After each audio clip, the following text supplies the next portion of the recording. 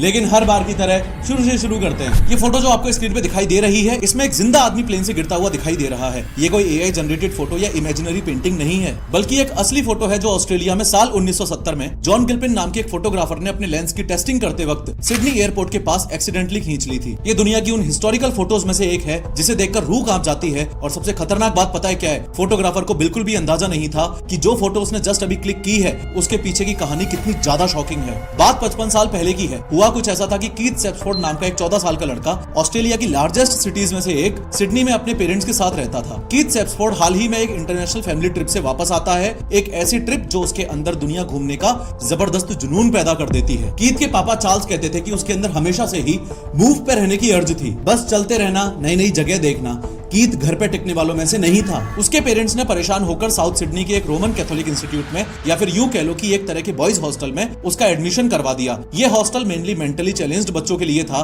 और कीथ के पेरेंट्स को लगा कि इस हॉस्टल में कीथ को डालने से शायद कीथ सुधर जाएगा और वह घर पे रहने लगेगा। लेकिन इसका जस्ट उल्टा हुआ। कीथ 2 दिन में ही उस हॉस्टल से भाग गया और पहले की कुछ रातें सिडनी में इधर उधर बाहर सड़कों और फुटपाथ पे सो के बिताने लगा। कहा जाता है कि हॉस्टल से भागने के बाद इन कुछ दिनों में ही कीथ ने उस दर्दनाक मौत वाली कहानी को याद किया जो उसके पिता ने उसे एक बार सुनाई थी। कीथ के पिता ने उसे एक बार कहानी सुनाई थी कि कैसे एक स्पेनिश बॉय एक एरोप्लेन के अंडर कैरेज में घुसकर ट्रेवल कर रहा था और गिरकर उसकी मौत हो गई थी। कीथ के पिता चार्ल्स ने ये कहानी उसको डिस्करेज करने के लिए सुनाई थी, लेकिन कीथ के साथ उल्टा हो जाता है।